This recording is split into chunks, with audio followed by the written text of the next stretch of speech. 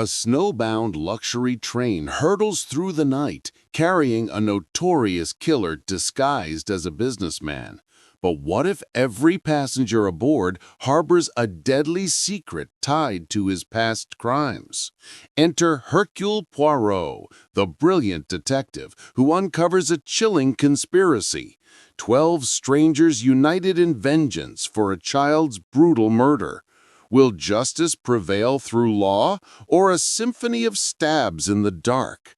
Dive into the twists of betrayal, moral dilemmas, and shocking revelations. Who really holds the blade in this ride of retribution? Chapter 1. The Gathering Storm on the Rails. The air in Istanbul hung heavy with the scent of spices and salt from the Bosporus, a chaotic symphony of vendors hawking silks and teas under the shadow of minarets. Hercule Poirot adjusted his immaculate Homburg hat, his small, neat steps carrying him through the throng toward the grand arches of Cerkici station.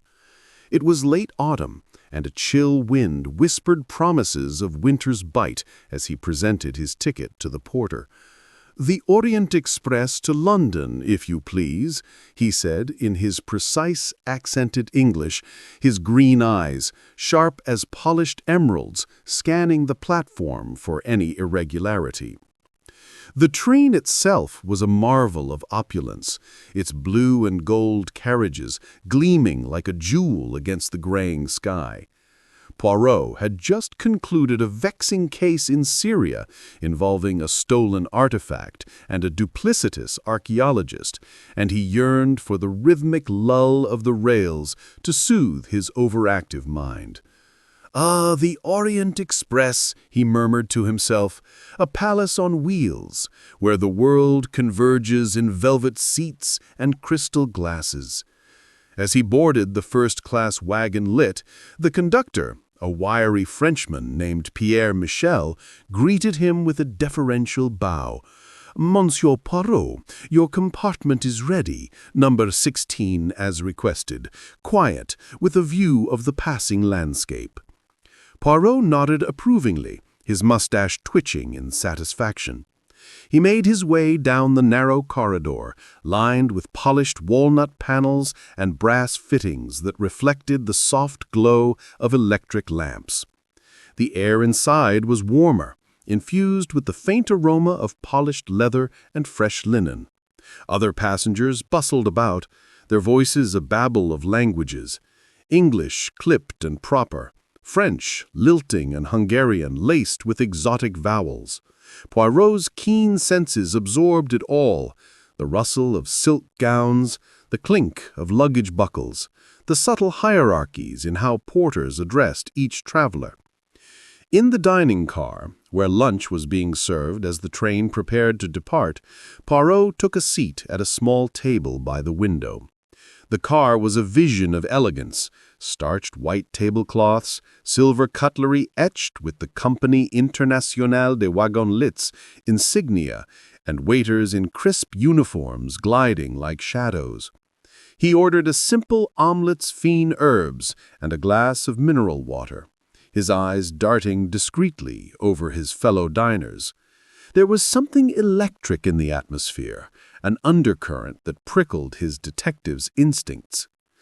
At the adjacent table sat a burly American, his face ruddy and lined with the marks of a hard life. He was Samuel Ratchet, as Poirot would later learn from overheard snippets, a businessman with interests in oil and shipping, his voice booming as he complained to the waiter about the quality of the coffee. "This ain't no proper brew. Back in Chicago, we'd call this dishwater." His eyes, small and shrewd, flicked around the car with a predatory gleam, as if assessing everyone for potential advantage or threat. Poirot noted the expensive but ill-fitting suit, the gold watch chain straining against his vest, and a faint scar along his jawline, a remnant perhaps of a brawl or an accident. Across the aisle, a vivacious Hungarian countess named Andrényi held court with her husband, a diplomat with a pencil-thin mustache and weary eyes. She laughed, a bright, tinkling sound that cut through the murmur like a cascade of crystal beads.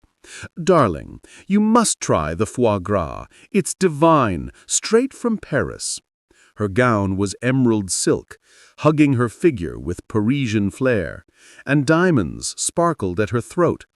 But Poirot caught a flicker in her eyes when Ratchet's gaze lingered too long, a mix of disdain and something sharper, like recognition, laced with frost. Further down, a reserved English governess, Miss Mary Debenham, sipped tea with prim composure. Her brown hair was pulled into a severe bun, her gray dress modest yet impeccably tailored.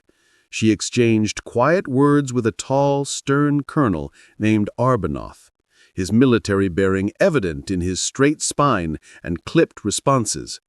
"The Balkans are treacherous this time of year," he remarked, his voice carrying a hint of old campaign scars. "Snow could strand us for days." Miss Debenham nodded, her fingers tightening slightly on her cup. "One must be prepared for anything," she replied, her tone even, but her eyes distant, as if recalling a private storm.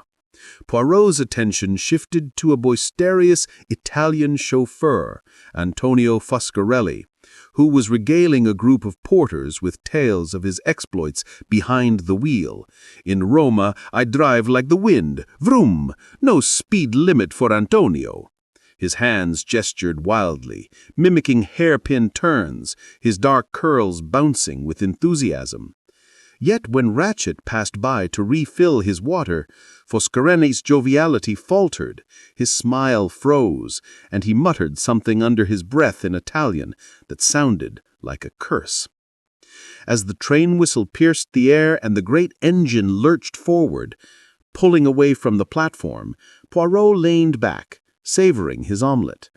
The landscape began to slide by, minarets giving way to rolling hills dotted with olive groves, the Bosphorus glinting in the fading light. He engaged in light conversation with Monsieur Bouc, the Belgian director of the line, who joined him for coffee. Bouc was a portly man with a jovial face and a penchant for gossip. "A full train this run, mon ami," he said, stirring his espresso. "Unusual for the off-season. We have Americans, Europeans, even a Russian princess in the next car." "Indeed," Poirot replied, his interest piqued. "And this Mr. Ratchet, he seems a man of strong personality." Bouc leaned in, lowering his voice. "A rough sort, that one. Paid handsomely for privacy, but I've heard whispers. Something about shady dealings in the States.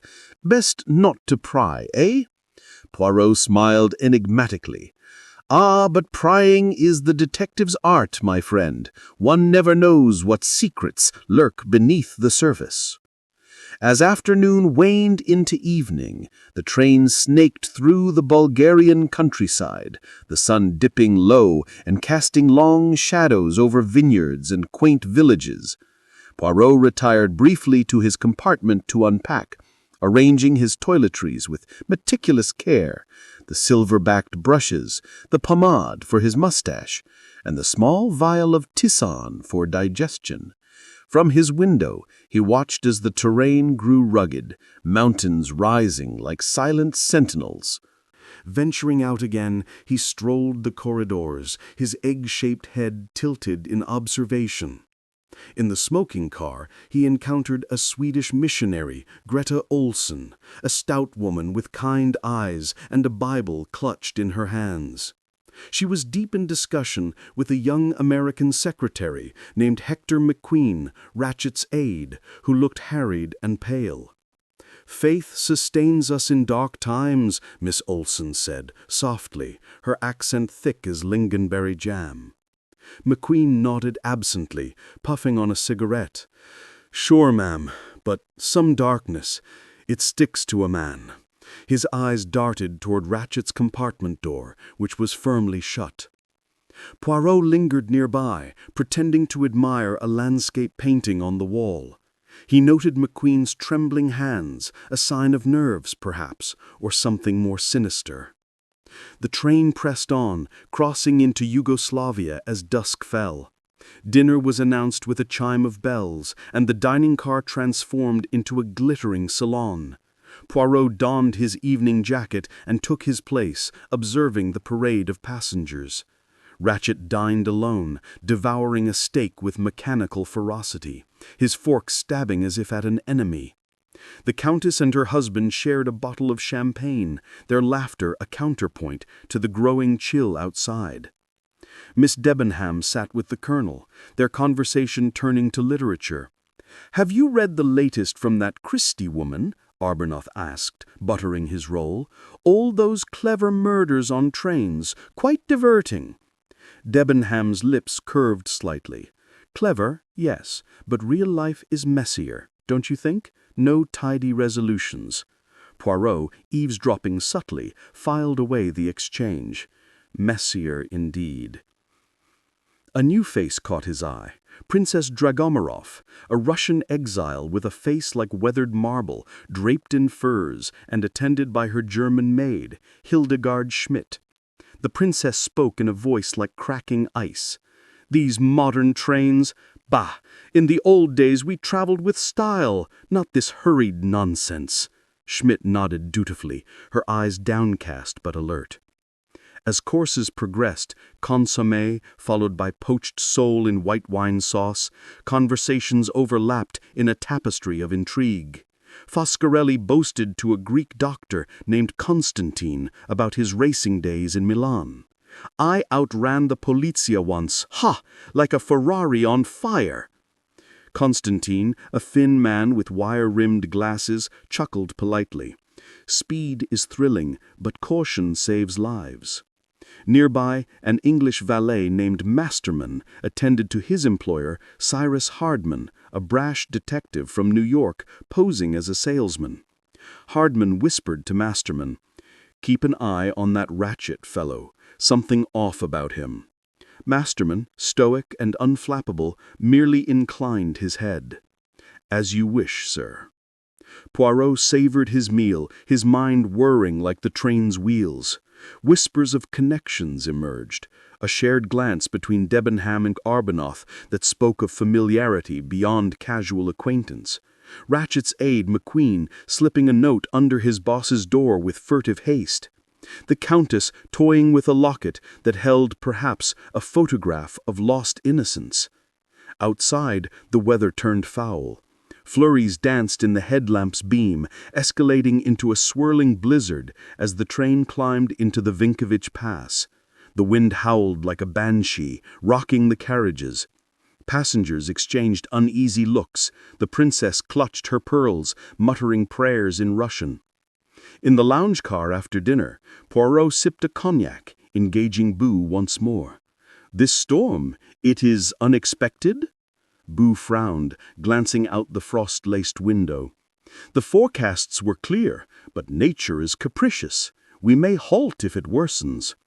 Indeed, as midnight approached, the train shuddered to a stop amid drifts of snow that piled against the tracks like white barricades. The conductor announced over the intercom, "Ladies and gentlemen, we are stranded due to the blizzard. Rescue crews will arrive by morning. Please remain calm." Murmurs rippled through the cars, annoyance from Ratchet, who pounded his fist on the table, quiet resolve from Debenham, a theatrical sigh from the Countess, but Poirot felt a spark of exhilaration. Isolation bred revelation. In this cocoon of steel and snow, masks might slip. He wandered the corridors once last time, noting lights under doors, shadows moving behind curtains. In his compartment, he prepared for bed, donning silk pajamas and arranging his pillows just so.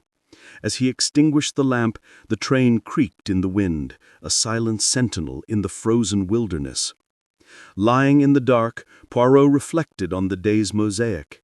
The disparate souls bound by invisible threads, the undercurrents of tension like storm clouds gathering.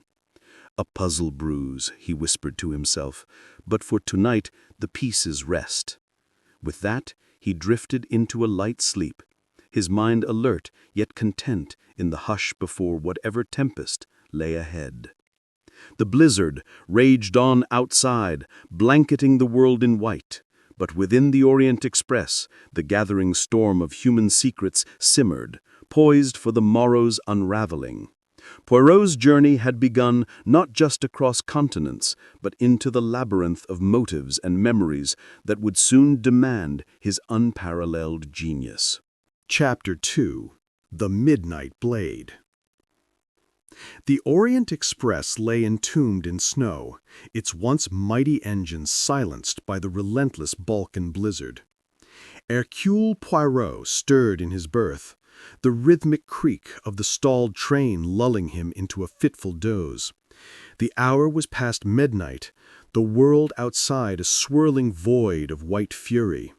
He had drawn the curtains against the chill, but a draught seeped through, carrying the faint metallic tang of frost.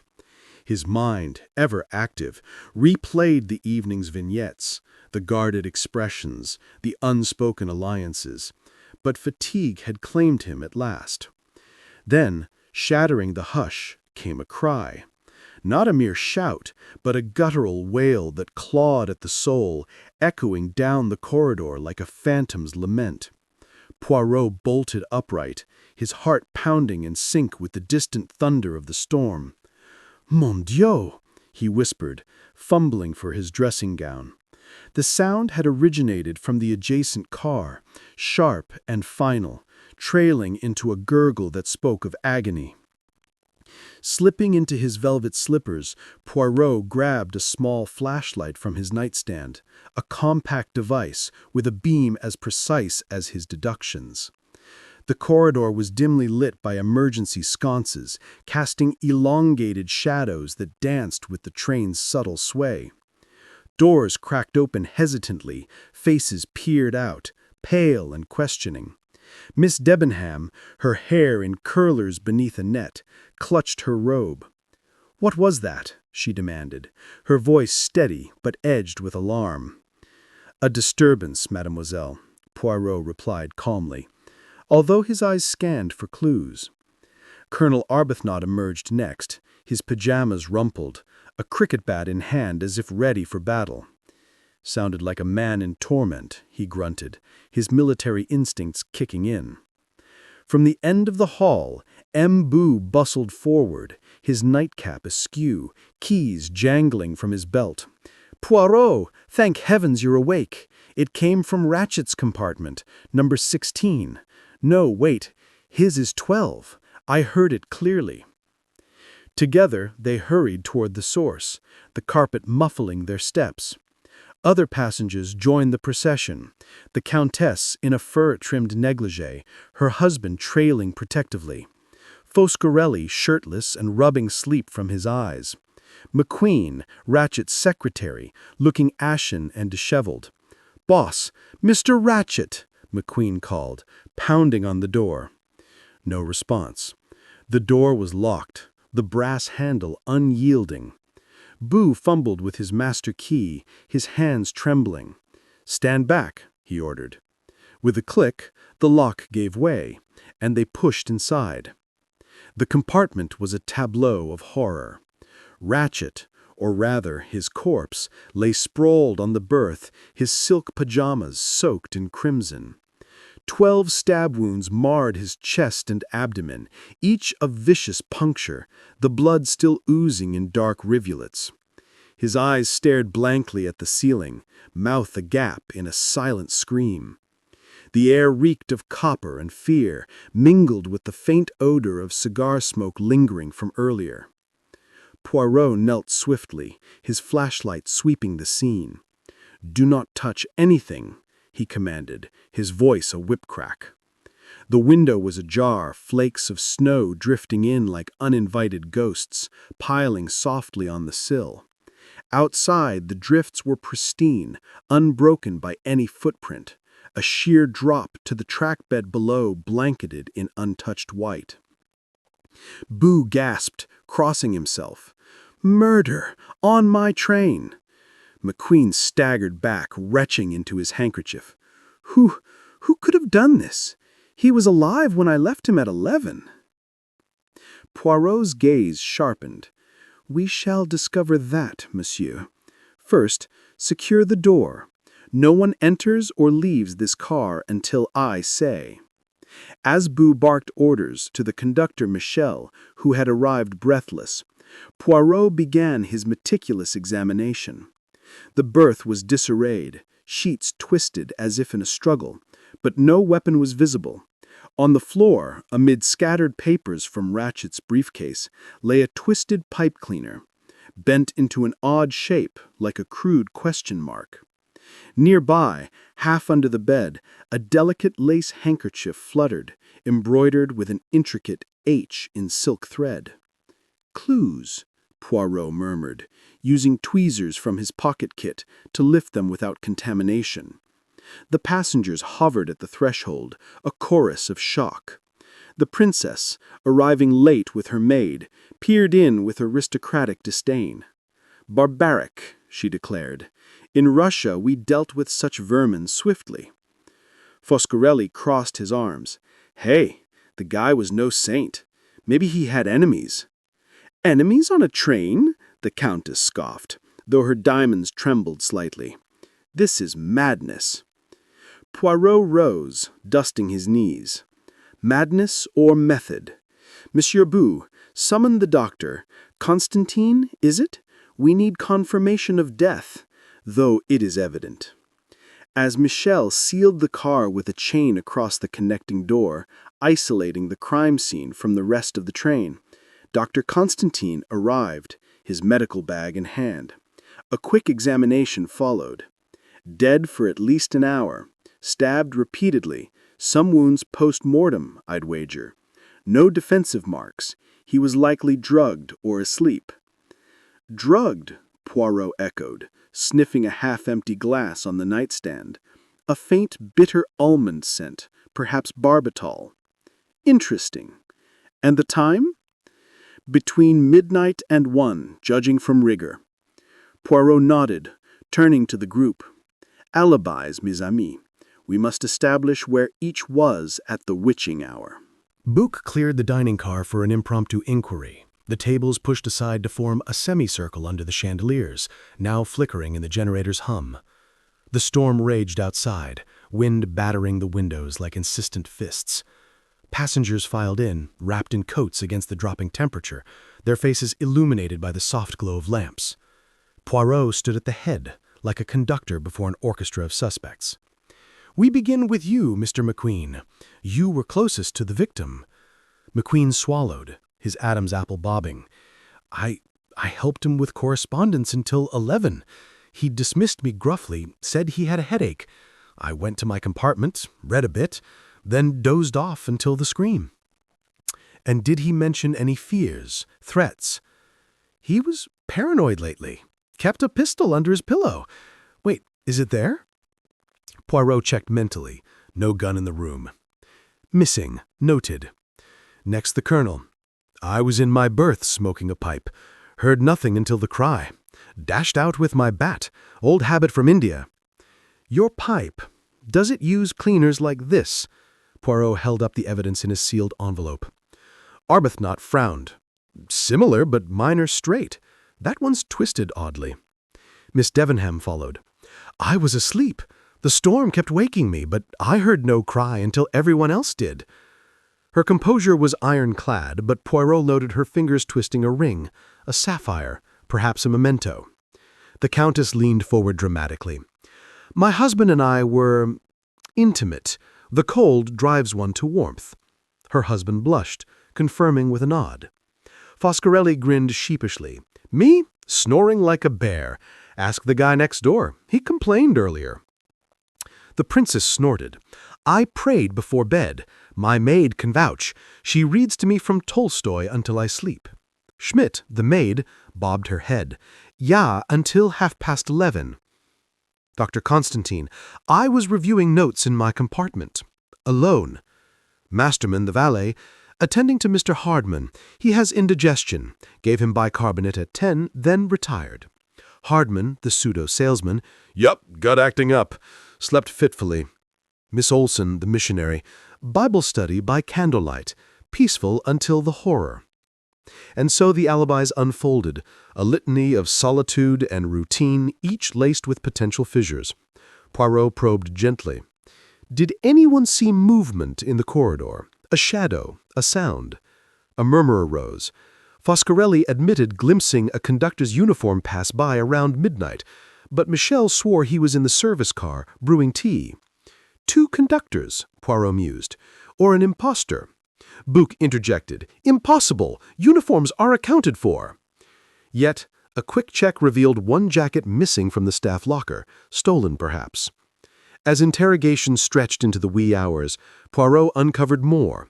A burnt match under Rachette's bed, not from his cigars. A button from a woman's coat on the floor, pearl and ornate.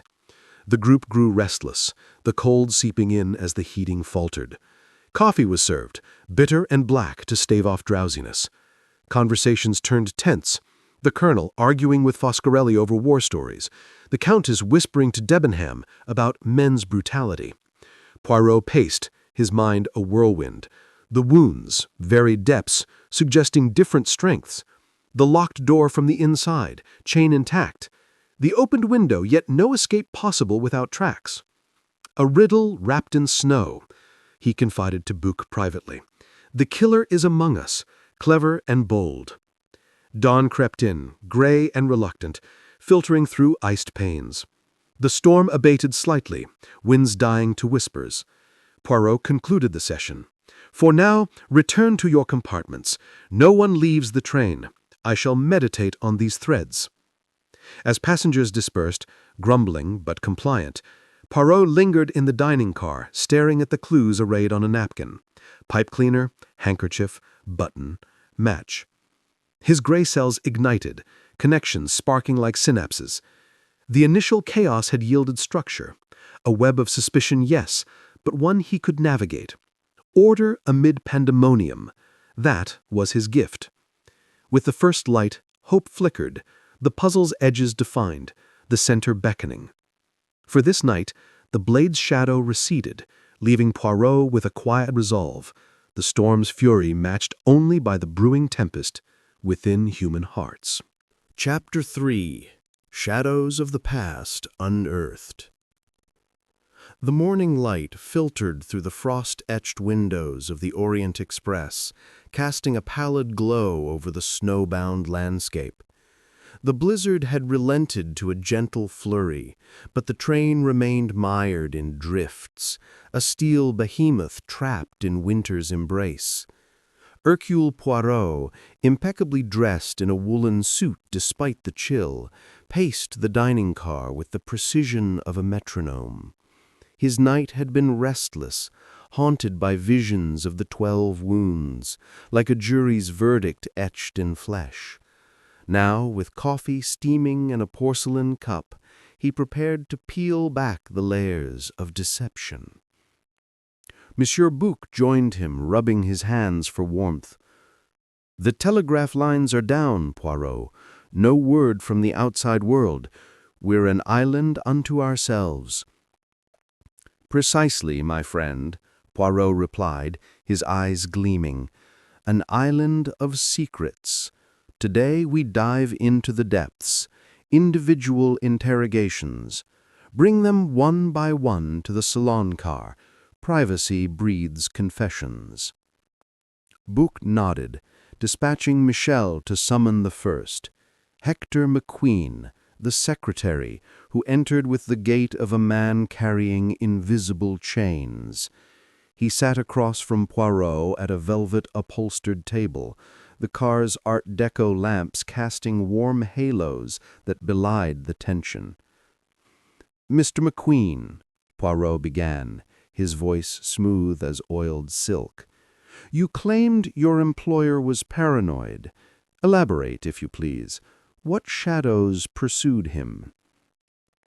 McQueen fidgeted with his cufflinks, his youthful face etched with worry lines. He changed after we left New York, kept muttering about old business catching up. Once, in Constantinople, he received a letter, anonymous, I think. He burned it immediately, but I glimpsed words justice and Armstrong. Poirot's mustache quivered. Armstrong? As in the infamous kidnapping case? The child, Daisy, ransomed and slain. McQueen paled. You know of it? Ratchet. Well, he was involved in shady deals back then, but he swore it was behind him. Leaning forward, Poirot produced the burned note fragment from the crime scene, salvaged from the ashtray. A charred corner with faint ink. ... Pay for what you did to her. This, perhaps? Poirot queried. McQueen's eyes widened. That's it. He must have kept a piece, but who sent it? A question for later. Your alibi. Reading alone. What book? A thriller. The Mystery of the Blue Train. Ironic, isn't it? McQueen offered a weak smile. Poirot noted the title mentally. Trains and Murder? A subconscious echo? He dismissed McQueen with a nod, his mind filing the detail like a card in an index. Next came Miss Mary Debenham, her posture rigid as a governess correcting posture. She smoothed her skirt, avoiding Poirot's gaze at first. Mademoiselle, you spoke of life's messiness last evening. Have you encountered such untidiness before? Her lips thinned. In my profession one sees much. Families torn by tragedy. I once worked for the Armstrongs, you know, the very family McQueen mentioned. Poirot feigned mild surprise. Indeed, before or after the horror? Before. I taught their elder daughter. Sweet child. The kidnapping. It destroyed them. Mrs. Armstrong died in childbirth from the shock. The father shot himself. A cascade of ruin. Her voice cracked slightly, a rare fissure. Poirot pressed gently. And Ratchet? Did you recognize him as Cassetti, the kidnapper? Debenham's eyes flashed. Cassetti? That monster escaped justice? If Ratchet was him, well, some might say he deserved his fate. But did you know? Poirot insisted. She hesitated. Suspicions, perhaps. A scar on his hand. Daisy's nanny described it. Poirot called Ratchet's gloved hands at dinner. Hiding evidence? He shifted topics. This handkerchief. Yours? He displayed the lace item with the H. Debenham examined it. Similar, but mine is monogrammed M.D. This is H, perhaps Hildegard's. A deflection, but plausible. Poirot let her go, pondering the web of employment ties. Colonel Arbuthnot arrived next, his boots polished to a mirror shine, exuding the aura of a man accustomed to command. He lit a cigarette with steady hands. Colonel, your military service. India, you said. Any connection to the Armstrongs? Arbuthnot exhaled smoke in a slow plume. Sharp as ever, Poirot. Yes, old friend of Colonel Armstrong. Served together in the war. Fine man. His loss, it gutted me. And Cassetti? Knew of him. Scum who profited from pain. If I'd crossed paths earlier. His fist clenched. Poirot noted the suppressed rage. Last night, a missing button from your tunic. He held up the evidence, a brass button with regimental insignia. Arbuthnot checked his cuff. Blast! Must have popped off in the commotion. I was first on scene, perhaps then.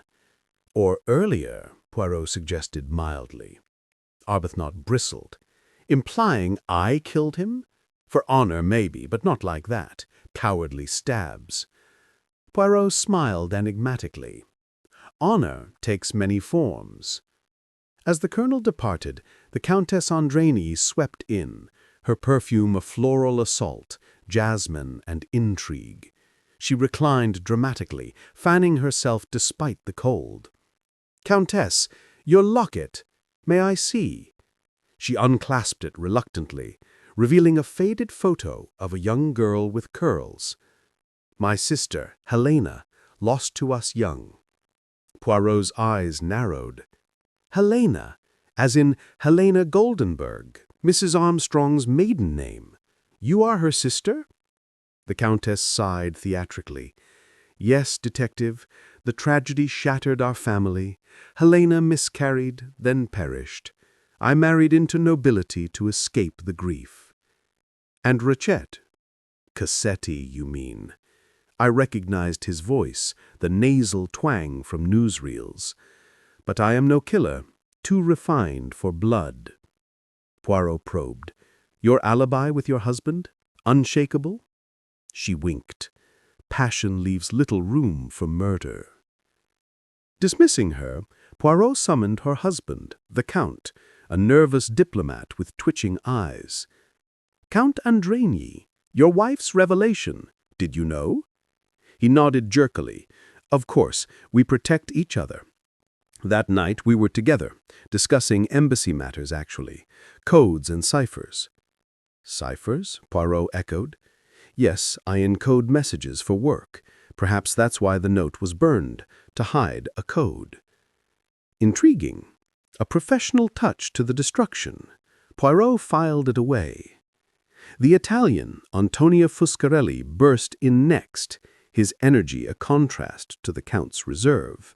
He gesticulated wildly as he sat. "Signor Fuscarelli, your profession, chauffeur, for whom?" "Big shots in New York. Drove for the Armstrongs once. Took little Daisy to parks. Adorable kid. When she was taken, broke my heart." Another link. Poirot leaned in. "And Cassetti?" "That rat. I heard rumors he was on the train. If I'd known for sure—" "You glimpsed a figure in the hall. Describe." "Tall, shadowy, wearing a hat maybe. Slipped away quick." Poirot showed the twisted pipe cleaner. "Yours?" Fuscarelli laughed. "Nah, I smoke cigars. That looks like something from a mechanic's kit, bent for picking locks." A new angle. Lock-picking. The door was locked from inside. As Fuscarelli left, Princess Dragomirov entered, her cane thumping like a gavel. Her maid, Hildegard, hovered behind. "Princess, your connection to the Armstrongs." She fixed Poirot with a steely gaze. "Godmother to Sonia Armstrong, close as blood. The atrocity, it aged me decades." "And the handkerchief, H for Hildegard." The maid flushed. "Mine, Herr Poirot. I must have dropped it visiting—" "Wait. No, I didn't visit Rachette." The princess interjected. "She lends me items. Perhaps it was misplaced." Poirot sensed evasion. "Your prayers last night. For forgiveness, perhaps." The princess snorted. "For strength. Justice is God's domain." Dismissing them, Poirot called Greta Olson, the missionary, who clutched her Bible like a shield. "Miss Olson, your work, Charity for Children?" "Yes, in Turkey now, but before in America.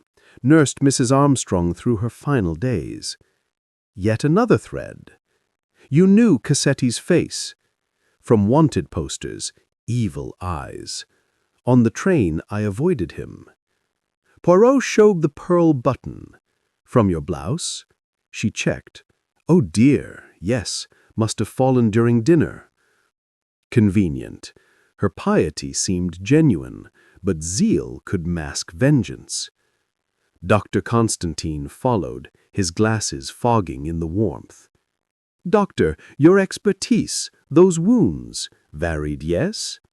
"Indeed, some hesitant, others forceful, multiple assailants?" Poirot nodded. "And your tie to Armstrong?" Constantine sighed. "Family physician. delivered the stillborn child after the shock. The pattern emerged, everyone tethered to the tragedy. Masterman, the valet, entered stoically. Your employer, Hardman, detective, I suspect. Masterman blinked.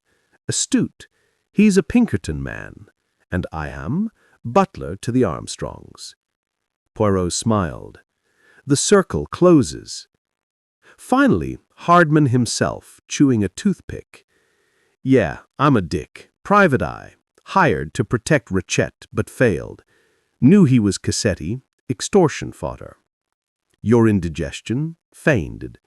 Hardman grinned. To stay alert. Heard footsteps midnight. Ignored 'em. As interrogations wrapped, afternoon sun pierced the clouds. Poirot retreated to his compartment, spreading clues on the table. Note linking to Armstrong, handkerchief to Hildegard, button to Olson. Biographies intertwined like vines around the kidnapper's ghost. In the lounge, passengers mingled uneasily. Fuscarelli challenging Arbuthnot to cards, the Countess flirting with McQueen. Poirot observed from afar, noting alliances, Debenham whispering to Ulson, Princess nodding to Constantine. A breakthrough came when Michel reported a hidden compartment in Rachette's luggage, empty but lined with news clippings of the Armstrong case. Blackmail material, Bouc wondered. Or reminders, Poirot mused. As evening neared, engineers signaled distant plows. Poirot gathered his thoughts, the past unearthed, motives blooming like dark flowers. Satisfaction settled, the shadows yielded forms, ready for the tightening noose. Chapter 4. The Web of Deception tightens.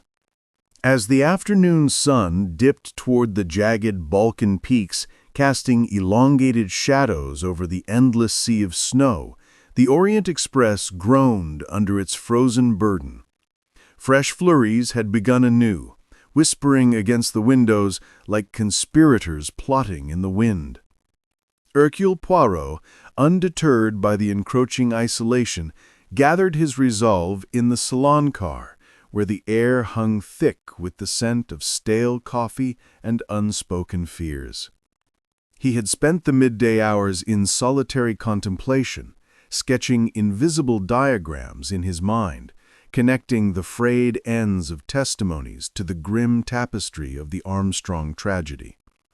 Now it was time to tighten the noose, to orchestrate a spectacle that would force the truth from its hiding places.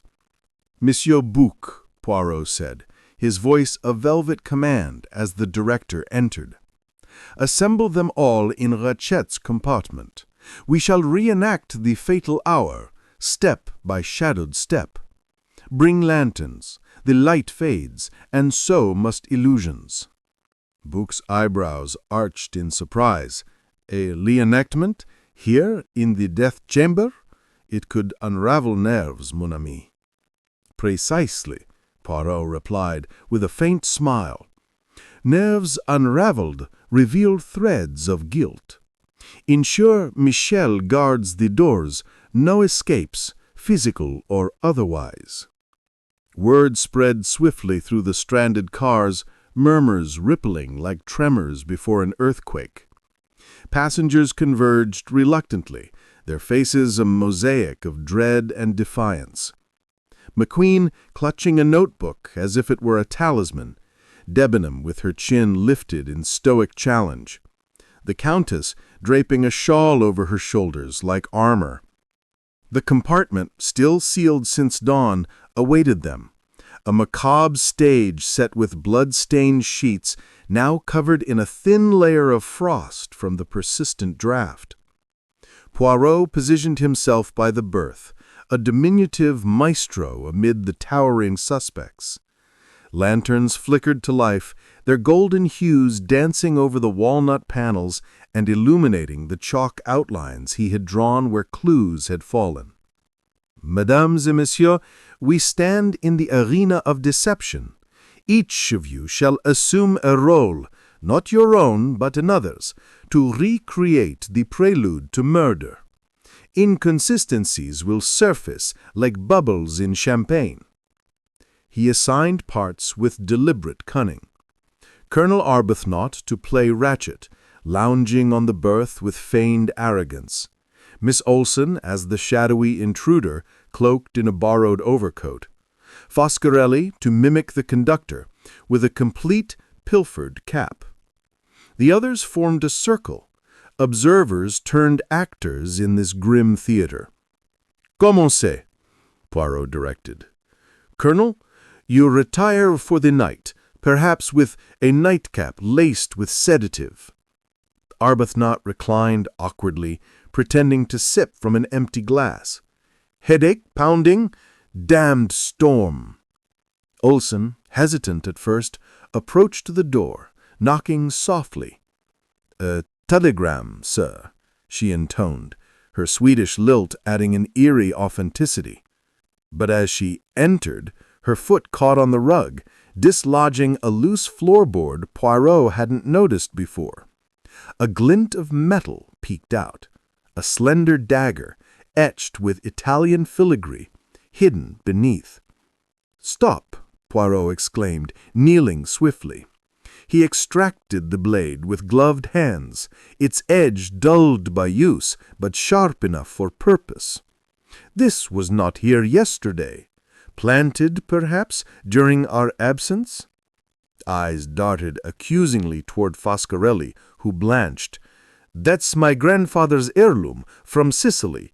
I keep it for protection, but it vanished from my case last night." "Protection or retribution?" the colonel challenged, rising from the berth. "You boasted of your driving days. Perhaps you drove this into him too." Foscarelli's temper flared. "You English stiff! I mourn Daisy like my own, but I'm no assassin." Tensions ignited, voices overlapping in a cacophony. The princess decrying peasant squabbles. Hardman muttering about frame jobs. Poirot raised a hand, silencing them, like a conductor halting an orchestra mid-crescendo. "Order, s'il vous plaît. This dagger links to you, signor, but its placement smells of diversion. Who had access?" Michel, the conductor, shifted uncomfortably at the door. "I patrolled the corridors hourly, saw no one." "Yet a button from your uniform was found earlier," Poirot countered, producing the evidence from his pocket. "Not lost in haste, but deliberately torn, threads uneven, as if staged." Michel's face drained of color. I swear, monsieur, it's a plant. Someone stole my spare jacket." Poirot's eyes pierced like needles. "And why would they? To impersonate authority, perhaps, to gain entry without suspicion." The reenactment resumed, now charged with electric undercurrents. Debenham took Olson's place, simulating the stab, a pantomime thrust that revealed the wound's anomalies. "See here," Poirot interjected, pointing to the chalk marks on the sheet mimicking the injuries. "This one shallow, hesitant, like a woman's touch. That one deep, driven by fury. Not one hand, but a chorus." The Countess gasped theatrically. "Multiple killers? Preposterous! We're civilized people." "Civilization crumbles under grief," Poirot retorted softly. "Now, Countess, you play the aide, deliver a forged message." She complied with flair, unfolding a prop note, but as she read aloud, "Your past awaits," her hand trembled, dropping the paper. It fluttered to reveal a hidden watermark, a Hungarian crest matching her stationery. "Your forgery?" Poirot queried sharply. The Countess faltered.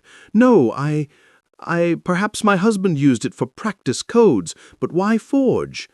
The Count interjected, his diplomatic poise cracking. "To lure him into vulnerability, but not us. We were decoding embassy wires that night." Poirot nodded thoughtfully. "Codes, indeed. Yet this note's ink smudge is fresh, written recently, not burned completely as the other." Accusations flew anew. McQueen pointing at the doctor. "You have sedatives in your bag." Constantine retorting, "For patience, not poison." Masterman defending Hardman. "We're investigators, not instigators." Amid the fray, Hildegard Schmidt, the maid, broke her silence with a sob. "Enough! The telegram, I forged it, not for murder, but to warn him. He threatened the princess, demanded jewels. I slipped it under the door at 11:30.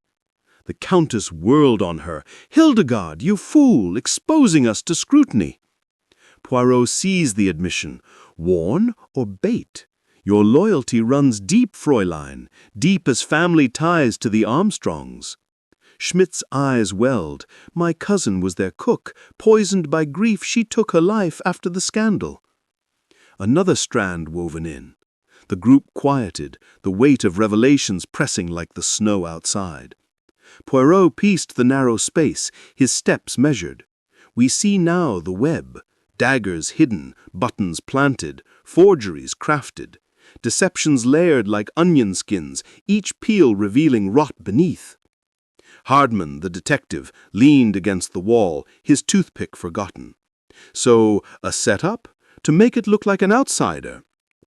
"Or insiders united," Poirot mused aloud, though he kept his fuller suspicions veiled.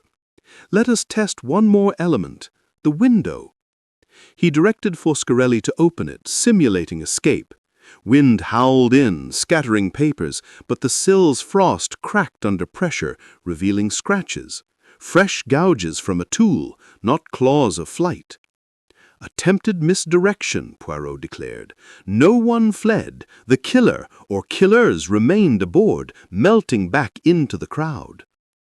Tensions boiled over then, Arbuthnot accusing McQueen of complicity. "You handled his papers, you knew his secrets."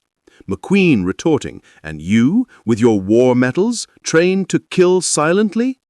The Countess fanned herself furiously. "This is intolerable. We're prisoners in a madhouse."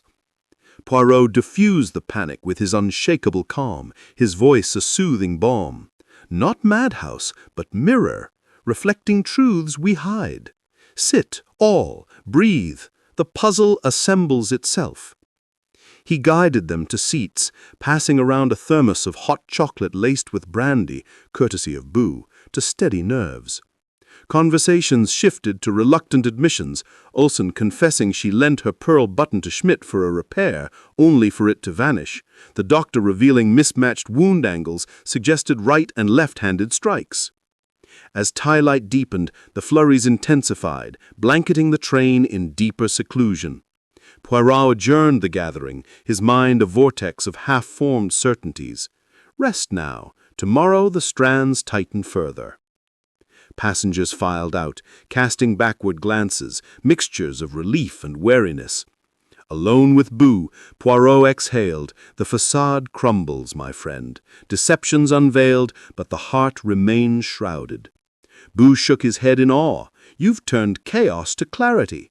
Poirot gazed at the darkening window, snowflakes etching patterns like cryptic codes. "Clarity is but the prelude to revelation. Tonight I savor this victory. The web exposed, its spinners glimpsed." The train creaked in the gathering night, secrets coiling tighter in the cold, as Poirot retreated to ponder the intricate dance of justice and deceit. Chapter 5. Echoes of Retribution. The snow outside the Orient Express had settled into a deceptive calm, the flurries now lazy drifts that clung to the windows like forgotten lace. Inside, the atmosphere crackled with unspoken accusations, the air thick with the residue of brandy and cigarette smoke from the previous night's revelations. Hercule Poirot, his suit pressed to perfection despite the makeshift conditions, had retreated to the library nook in the observation car, a cozy alcove lined with leather-bound volumes that no one seemed to touch. He pored over a makeshift dossier, scribbled notes on napkins, torn ticket stubs annotated with biographies, and a timeline etched in pencil on the back of a menu.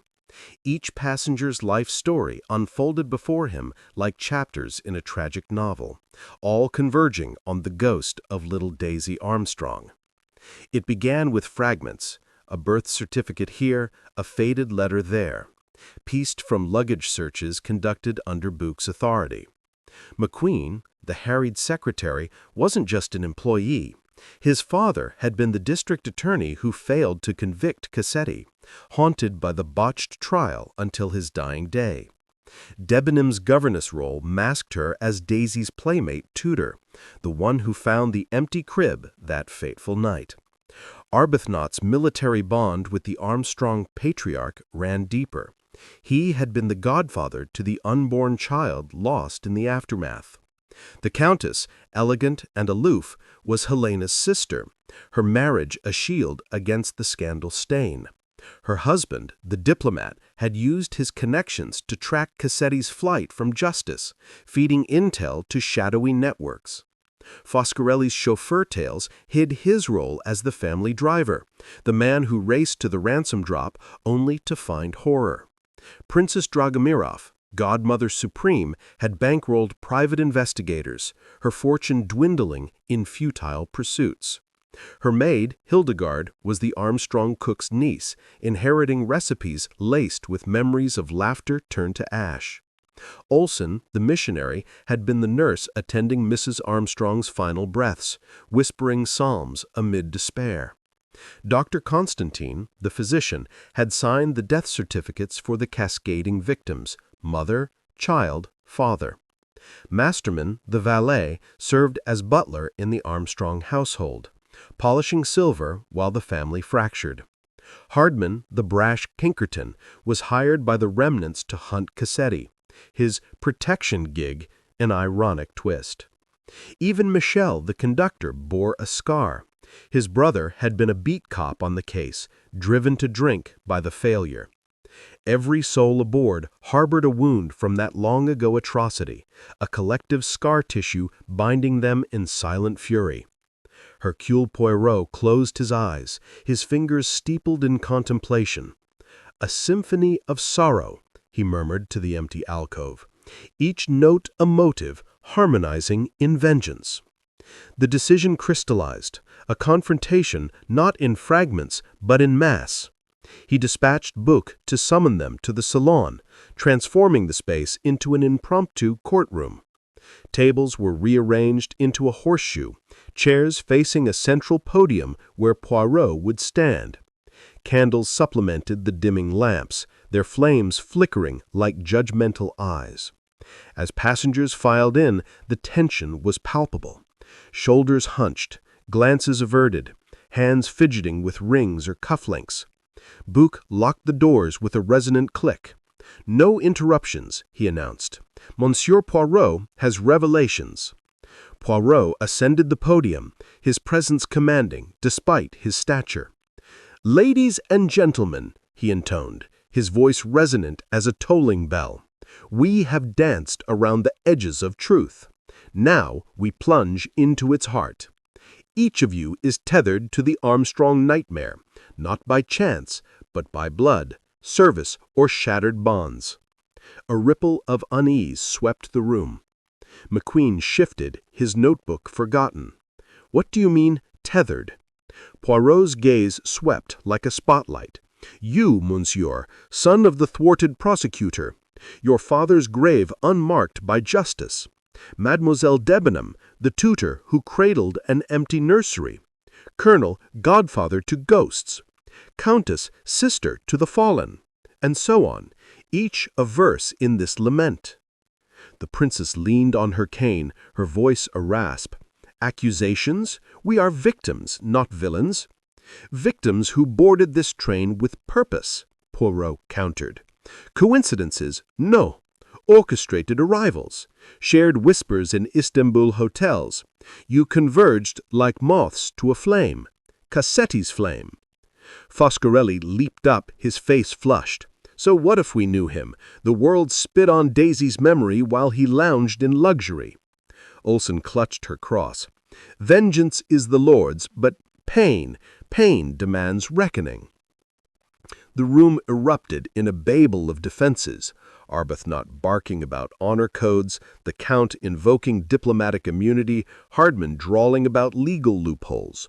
Poirot let the storm rage, observing fractures, alliances forming, in nods, betrayals in glares. Then he produced the 12th clue, a silken scrap of red fabric torn from a hem discovered wedged in a corridor vent during a dawn sweep. This, he declared, holding it aloft, from a kimono sighted fleetingly in the hall post-midnight. Scarlet as blood, exotic as the East. Yours, Countess. The Countess paled beneath her powder. A gift from Tokyo Embassy balls, but I wore no such thing that night. We were in bed. Her husband nodded vigorously. Intimate discussions, as said. Poirot's smile was razor-thin. Yet fibers match wounds' edges. Transferred in the frenzy. And the sighting by Mikkel, who hesitated to report, fearing implication. Mikkel, stationed by the door, stammered. A flash of red vanishing around the bend. Thought it a dream in the storm. The accusation hung heavy. The Countess rose, her poise cracking. Lies. I stepped out for air, yes. The cabin stifled, but murder, absurd. Denials cascaded. Coincidence from Debenham, frame-up from Hardman. But under Poirot's relentless probing, questions like surgical incisions, the facade splintered. It started with Olson, tears streaming. We shared stories in the lounge days before. The pain, it bound us, but killing? No. Constantine added, his voice clinical. Hypothetically, if one sought justice denied by courts. Masterman, ever stoic, cracked next. The household staff whispered of a pact, years ago, in grief's shadow, but whispers fade. Poirot seized it, a pact, echoes of retribution, planned in salons and speakeasies, activated when Cassetti surfaced. The princess snorted, fantasies. We admit the connections, fate's cruel jest, but denial stands. Yet the pressure mounted. Poirot circled, weaving tales of, imagine a group, scarred souls, coordinating alibis like a chess game.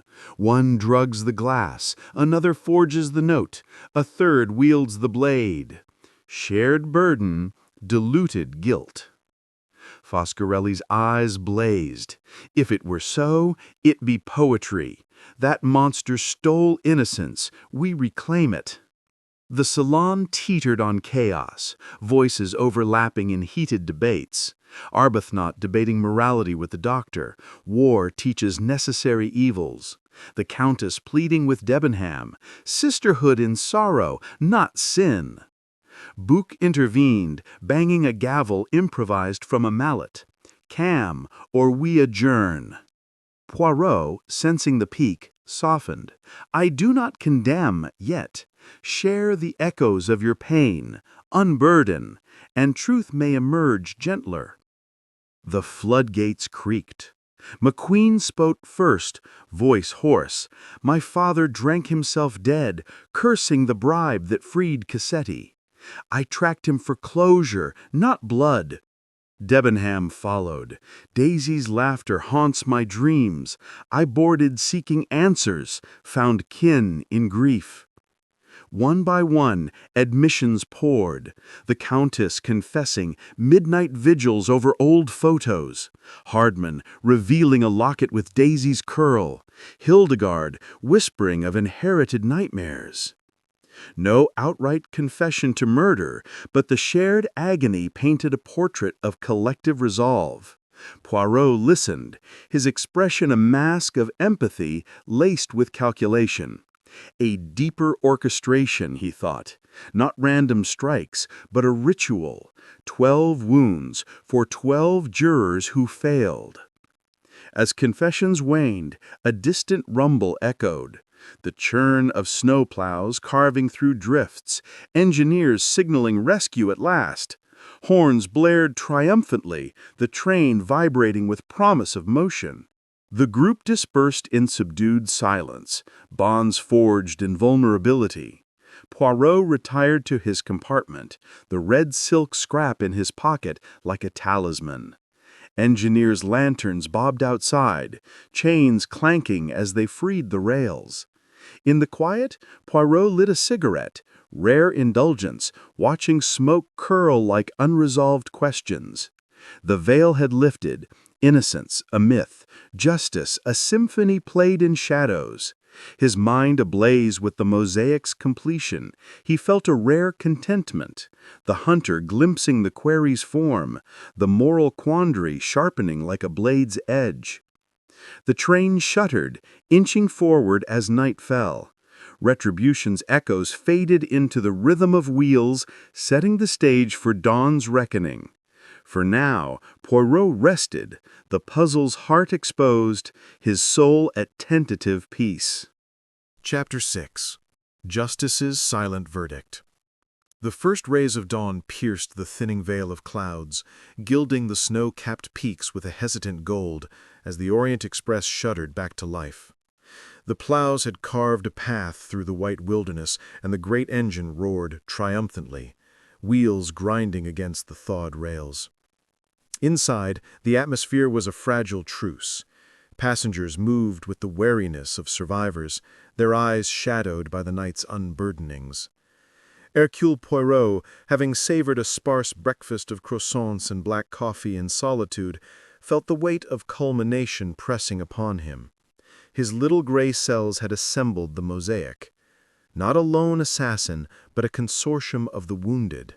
Their retribution, a meticulously choreographed ballet of blades. He summoned them one final time to the dining car, now bathed in morning light that streamed through the polished glass, casting prismatic flecks on the linen cloths. Bouc had arranged the tables in a grand circle, evoking an ancient council rather than a courtroom. Chairs were positioned with egalitarian precision, no head or foot to imply hierarchy. As the train gathered speed, slicing through the receding drifts, the group assembled. McQueen with his tie askew, Debenham composed but pale, Arbuthnot gripping his cane like a saber. The Countess entered arm in arm with her husband, her diamonds subdued in the daylight. Foscarelli slouched in, his usual bravado tempered. The Princess hobbled forward, Hildegard at her elbow, followed by Olsen clutching a worn hymnal, Constantine with his satchel, Masterman stoic, Hardman chewing a fresh toothpick, and Mikkel lingering at the periphery, his uniform impeccable. Poirot stood at the center, his hands clasped behind his back, his egg-shaped head tilted slightly, as if listening to an inner symphony. "Mes amis," he began, his voice a resonant timbre that cut through the hum of the rails, "we have journeyed through storms, both external and within. The pieces align, the truth emerges not as a thunderclap, but as a dawn's revelation. Rachet, Cassetti, was slain not by one, but by all of you. A jury of 12, each delivering a stroke in this ritual of redress." A stunned hush fell, broken only by the rhythmic clatter of wheels. Then, eruptions. Foscarelli's explosive, "Madness!" The Princess's indignant, "Preposterous libel!" McQueen stammered, "You can't prove—" Poirot raised a manicured hand, his eyes, sharp as faceted gems, quelling the uproar. "Proof? It is etched in your souls, visible in the tapestry we have woven. Consider the wounds, 12 in number, mirroring the jury that acquitted Cassetti through corruption. Varied in force, some tentative, as from a healer's hand," he nodded to Constantine, "others fierce, born of paternal rage," glancing at Arbuthnot. "The drug in his glass, administered perhaps by one versed in remedies," his gaze shifted to Olsen. "The forged telegram, crafted with diplomatic cunning," to the Count. "The dagger, an heirloom of heritage," to Foscarelli. "The red silk, a fleeting banner of nobility," to the Countess.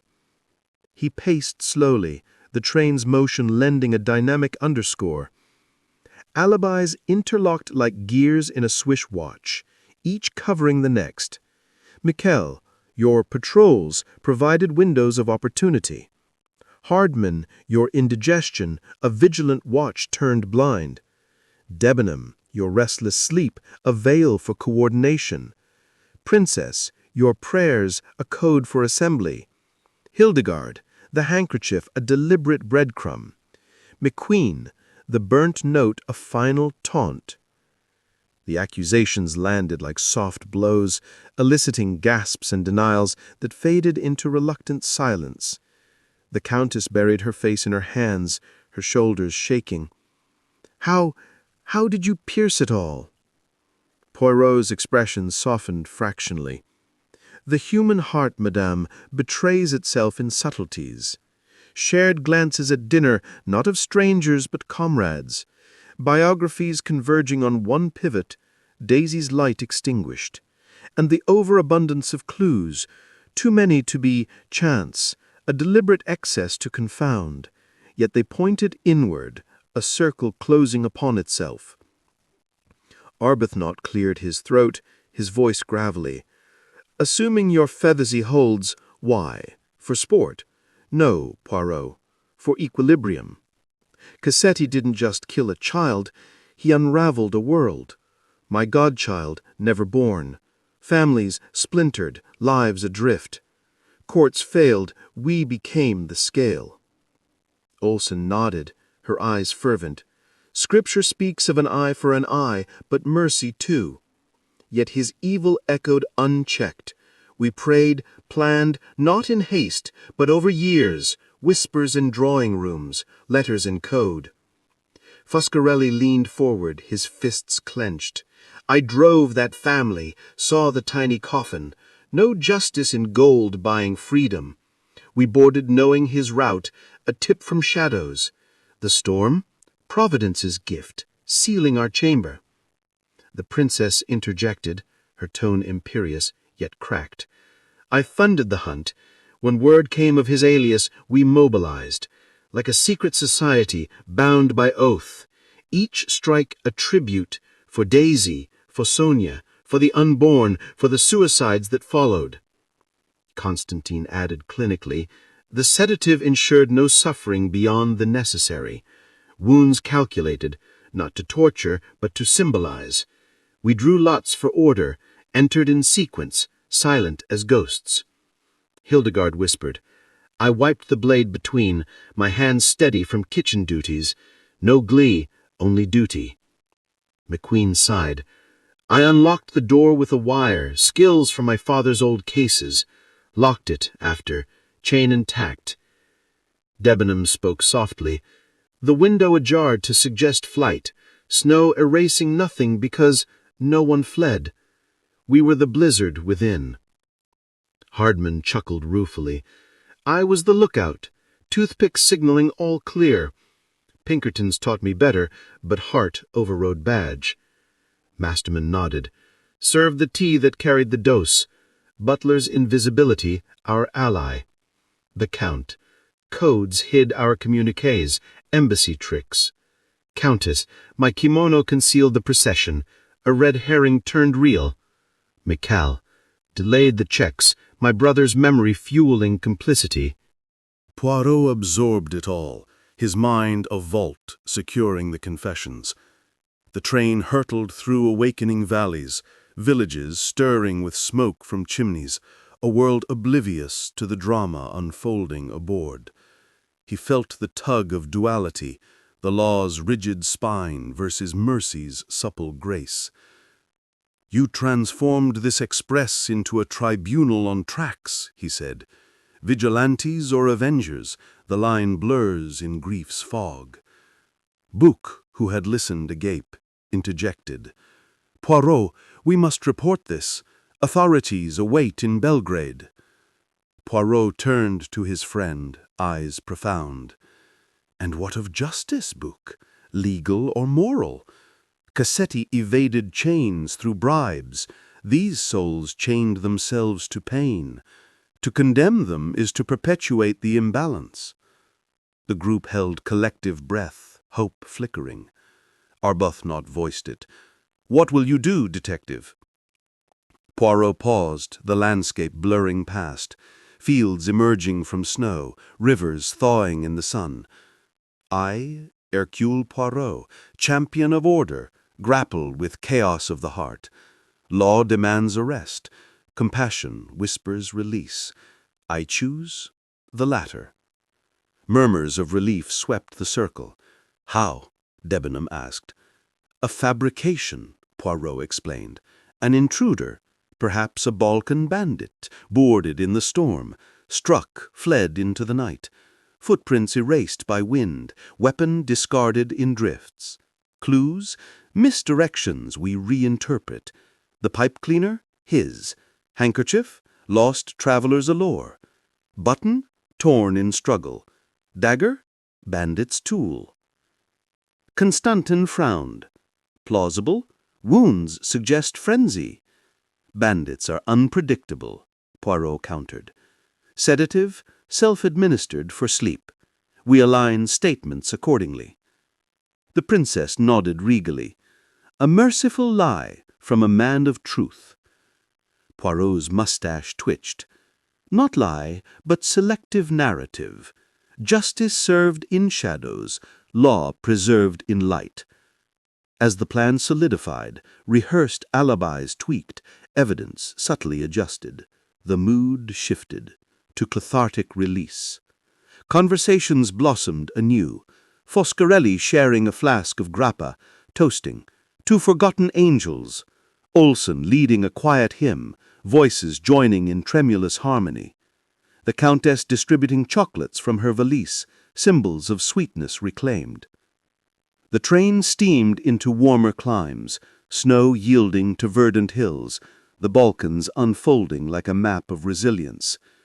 In private moments, Poirot conferred, with Bouc swearing secrecy over cognac, with Michel ensuring logs reflected the fiction.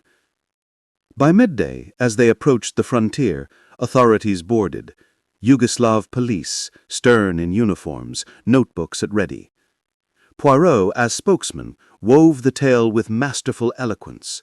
The cry, the locked door, the open window, the phantom assailant vanishing into tempest. Clues presented as baffling, leads cold as the drifts.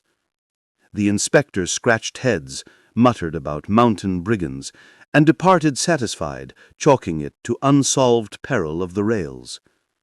Relief washed over the group like a warm current. The journey resumed, conversations turning to futures, Debenham planning a school for orphans, Arbuthnot a veterans fund, the Countess a charity gala. Bonds forged in blood endured in whispers, addresses exchanged, promises of reunions. As London neared, the Thames glinting under evening skies, Poirot stood on the platform at Victoria Station, watching dispersals, hugs, nods, a final glance from the princess, her eyes conveying unspoken gratitude. Stepping onto the cobblestones, the bustle of the city enveloping him, hansoms clattering, newsboys hawking headlines, Poirot reflected. Justice's grey realms challenged his black-and-white world, yet his conscience whispered approval. The case closed not with handcuffs, but with healing's quiet seal, a profound closure, echoing through his career like a train's distant whistle, fading into legend's horizon.